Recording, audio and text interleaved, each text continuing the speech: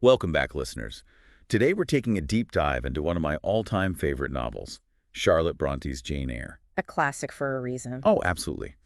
But we're going beyond just the surface level, the romance, the drama, to really explore what makes Jane's journey so powerful and relevant, even all these years later. It's a story that just grabs you from the first page, doesn't it? Totally.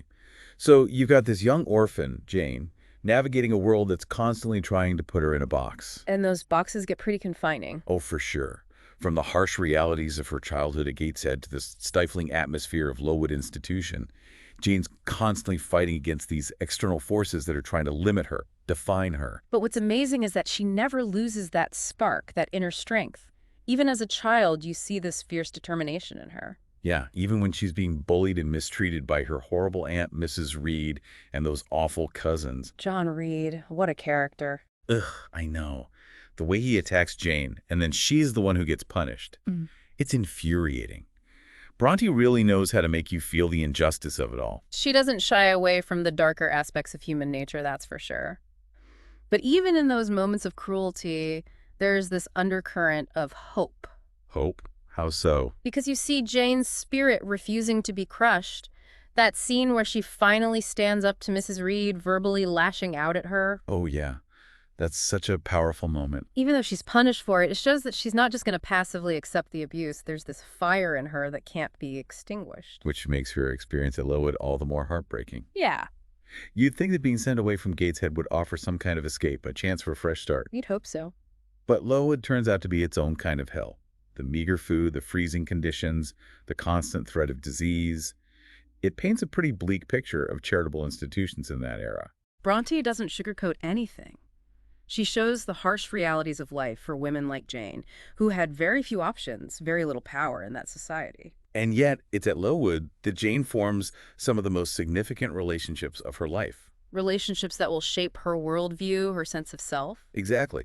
Like her friendship with Helen Burns, this incredibly intelligent and compassionate girl who becomes Jane's confidant and moral compass. Helen introduces Jane to a different way of thinking, a philosophy of resilience and forgiveness, even in the face of suffering. And that's so important, right? Because Jane's surrounded by cruelty and injustice, not just from her family, but from the teachers at Lowood, like the tyrannical Miss Scatcherd. But Helen teaches her that true strength lies in inner peace, in rising above the pettiness and hatred of others. And that's reflected in one of my favorite quotes from the book, when Helen tells Jane to distinguish between the criminal and his crime. It's such a powerful message about not letting bitterness and resentment poison your soul. And it's a lesson that Jane carries with her throughout her life. But Lowood takes its toll on both of them. The typhus outbreak, Helen's death, those are devastating losses for Jane. And then Miss Temple, the one truly kind and supportive teacher, leaves to get married. It's like every time Jane finds a glimmer of hope, a sense of belonging, it's snatched away from her. Leaving her feeling lost and alone once again. And that sense of loss, that yearning for connection and purpose, is what propels her forward towards her next challenge, becoming a governess at Thornfield. Which, as we'll see, is a whole new chapter in Jane's story, full of its own complexities and dangers. Thornfield, what a setting. Oh, it's so evocative, isn't it? I mean, you can practically feel the atmosphere, this Gothic grandeur, with a hint of something darker lurking beneath the surface. Brontë really uses the setting to mirror the psychological and emotional complexities of Jane's journey. There's a sense of mystery, secrets hidden within those walls, and a sort of underlying tension that just builds as the story unfolds. It's a stark contrast to the bleakness of Lowood, that's for sure. Thornfield has this almost fairy tale quality to it, but there's also a sense of foreboding, like something's not quite right. And then you have Mr. Rochester, such a complex and enigmatic character. Oh my gosh, yes. He's brooding, intelligent, passionate, definitely not your typical romantic hero. He challenges Jane in ways that no one else ever has. And there's this undeniable chemistry between them from the very beginning. You can feel the sparks flying. It's a connection that goes beyond just physical attraction. They're drawn to each other's minds, their shared intellect, their willingness to engage in these witty and often challenging conversations. They're both outsiders in their own ways, aren't they? Which makes their bond even stronger. Absolutely. And Brontë really captures the intensity of their relationship, the way they push each other's buttons, the moments of both tenderness and conflict. But then you have the arrival of the guests, including Blanche Ingram, and things get complicated. Very complicated. Blanche is everything that Jane is not. Beautiful, wealthy, accomplished. She embodies the ideal Victorian woman. And Jane, who's already insecure about her plainness and lack of social standing, starts to feel completely inadequate. Which is exactly what Brontë wants us to see, right? The way society can pit women against each other, judging them solely on their appearance and social status. It's heartbreaking to watch Jane's confidence crumble as she compares herself to Blanche. But there's also a sense of defiance in her, a refusal to simply fade into the background. She observes Mr. Rochester's interactions with Blanche very closely, and what does she realize? That beneath that polished exterior, there's a lack of genuine connection. They may be well matched on paper, but there's no real spark, no intellectual or emotional depth to their relationship. Exactly. And that's a crucial turning point for Jane. She starts to understand that true love isn't about superficial quality or social expectations. It's about something much deeper. And Mr. Rochester seems to be coming to the same realization. He's drawn to Jane's wit, her honesty, her independent spirit. And that's what makes the revelation of Bertha Mason all the more shocking. Oh my God, that twist. Huh? I was completely floored the first time I read it. Talk about a game changer. Seriously. Suddenly, everything we thought we knew about Mr. Rochester is thrown into question.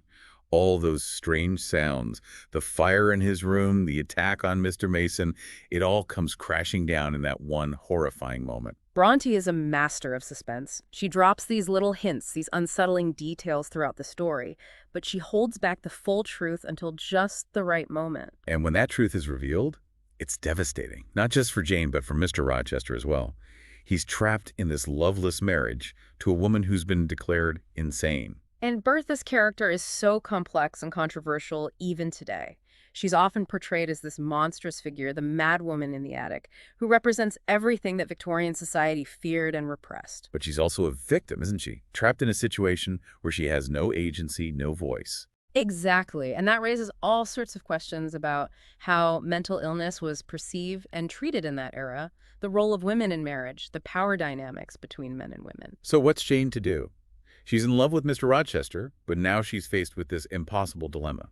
Does she become his mistress? Does she compromise her own moral principles for the sake of love? It's a question that goes to the heart of the novel's themes of morality, independence, and self-respect. Jane's come so far from that powerless girl at Gateshead. She's found her voice, her sense of self-worth. To betray that now would be devastating. And that's exactly what she chooses not to do. In a heart-wrenching decision, she decides to leave Thornfield. That scene where she flees in the middle of the night with nothing but the clothes on her back and a few shillings in her pocket, it's so powerful. It shows the depth of her love for Mr. Rochester, but also her unwavering commitment to her own integrity. She's not going to compromise who she is, even for the man she loves. It's a decision that has resonated with readers for generations. Jane chooses her freedom, her self-respect, over a love that feels both passionate and impossible. And it sends her on a whole new journey, a journey of self-discovery that will ultimately lead her back to Thornfield, but not before she faces even more challenges and makes some surprising discoveries about herself and the nature of true love. So Jane finds herself drawn back to Thornfield, pulled by that mysterious voice she heard calling her name across the moors. Like fate intervening, right? It's definitely got that gothic, almost supernatural element to it. But what she finds upon her return is not the grand estate she remembers. Right, it's a ruin, a shell of its former self. Consumed by fire, just like Mr. Rochester's former life. It's such a powerful symbol of the devastation and loss they've both experienced. He's lost his sight, a hand, and the woman he loved. Everything he held dear. And yet, there's something so incredibly moving about their reunion. Absolutely. It's not about grand gestures or passionate declarations. It's much quieter than that, more profound. It's about this deep, abiding love that has endured despite everything. A love that's been tested by fire and emerged even stronger. And I think what's so beautiful about this final stage of their relationship is the way the power dynamics shift. Jane is no longer the powerless governess. She's the one who's strong now, the caregiver, the one who guides and supports Mr. Rochester through his darkness. And he allows himself to be vulnerable with her in a way we haven't seen before. He lets go of his pride, his need for control, and accepts her love without reservation. It's a testament to how love can transform us, how it can heal even the deepest wounds. But it's not a fairy tale ending, is it? Not in the traditional sense. There's still the shadow of Bertha's death hanging over them, and the question of whether their happiness can truly be complete given the circumstances. That's something that's been debated by readers for centuries. Some see Bertha's death in the fire as a convenient plot device, a way to clear the path for Jane and Mr. Rochester to finally be together. But I think there's more to it than that. I agree. I see it as a kind of tragic liberation for Bertha, a release from her confinement, both literal and metaphorical. It allows Jane and Mr. Rochester to build a future together without the burden of his past hanging over them. But it's a future that's been hard-won, shaped by loss and sacrifice. And that's what makes Jane Eyre such an enduring and powerful novel. It's not about escaping into a world of fantasy, but about confronting the harsh realities of life loss, betrayal, injustice, and finding a way to build happiness in the midst of it all. It's a story about resilience, courage, and the transformative power of love. Jane's journey from that oppressed child at Gateshead to this independent, strong woman who ultimately finds love and fulfillment on her own terms, it's a message that continues to resonate with readers even today. It's a reminder that we have the power to choose our own path, to define ourselves, to fight for what we believe in, and that even in the face of immense adversity, love and hope can prevail. It's a story that stays with you long after you've finished reading it. Absolutely. And on that note, we wrap up our deep dive into the world of Jane Eyre. We hope you've enjoyed exploring this timeless classic with us. If you haven't already, I highly recommend giving it a read. Or a reread, because there's always something new to discover in Jane's story. It's a book that speaks to something universal in the human experience, the search for love, belonging, a sense of purpose. And it reminds us that even in a world that can often feel indifferent to our struggles, we all have the potential for growth, for transformation, for finding our own happy ending. Thanks for joining us, and until next time, keep exploring those insightful odysseys.